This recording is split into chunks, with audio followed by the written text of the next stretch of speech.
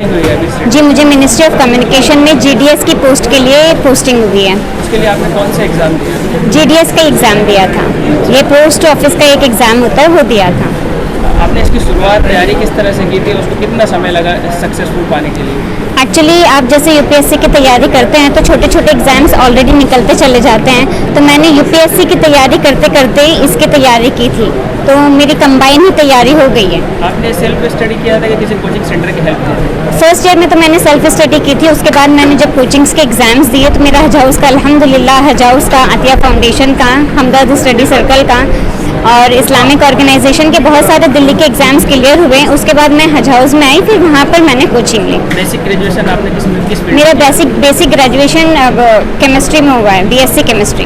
और primary education किस language में? मेरा लैंग्वेज उर्दू मीडियम रहा है। अच्छा, आपकी फैमिली के सपोर्ट, आपकी फैमिली से सबसे ज़्यादा आपको कौन सपोर्ट करता है? अल्हम्दुलिल्लाह अम्मी अब्बू दोनों बहुत ज़्यादा सपोर्टिव है, बट अगर ज़्यादा देखा जाए तो अब्बू ज़्यादा सपोर्टिव है।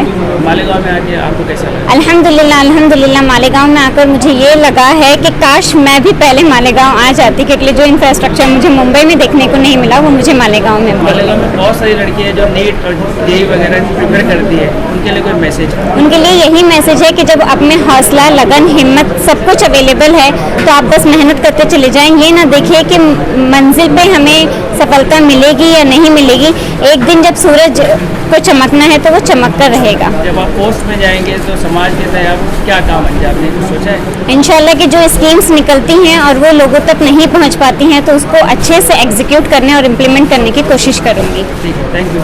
Thank you so much. कामयाबी नहीं हुई थी, प्रीलिम्स हुआ था, मेंस नहीं हो रहा था, कभी प्रीलिम्स नहीं हुआ।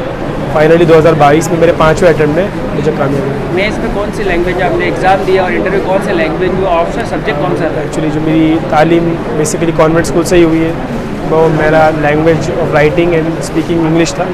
इंटरव्यू में मैंने इंग्लिश मीडियम में ही दिया है और राइटिंग में मैंने इंग्लिश में ही की है। मेंस में ऑप्शनल सब्जेक्ट कौन सा था? मेंस में ऑप्शन था पब्लिक एडमिनिस्ट्रेशन सब्जेक्ट था मेरा।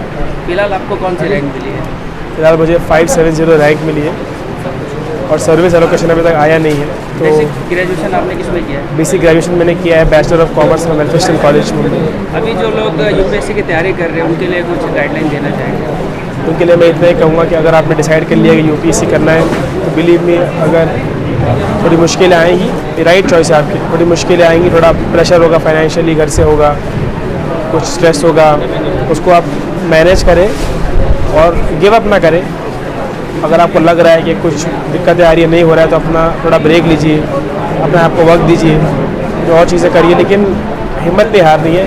ये एग्ज़ाम थोड़ा टाइम लेता है अगर आपको अवेयरनेस नहीं है, लेकिन अल्टीमेटली रिजल्ट आ जाता है। आफ्टर ट्रेनिंग जब आपको पोस्टिंग होगी, आपने क्या सोचा है कि आप क्या बदलाव लाएंगे जब आपको एक पोस्ट मिल जाएगी? जिस भी एरिया में जाऊँगा, जो भी वहाँ का ड्यूटी रहेगी वो काफ़ी अच्छे से करूँगा और जो भी वहाँ पे ऑब्जेक्टिव रहेगा मेरा कि वहाँ पे अगर पढ़ाई का इतना कल्चर नहीं, तो खास करके कल्चर करूँ प्रमोट पढ़ाई का, बिकॉज हमारे आने वाले इंडिया को ऐसे यूथ की ज़रूरत है जो पढ़ा लिखा और समझदार हो, जो समझ सके और कुछ इंडिया को नया चेंज ला सके। यहाँ पे भी जाऊँगा, एक तालीम पे थोड़ा फोकस ज़्यादा करूँगा। एक लास्ट क्वेश्चन, मालेगांव में आके कैसा लगा?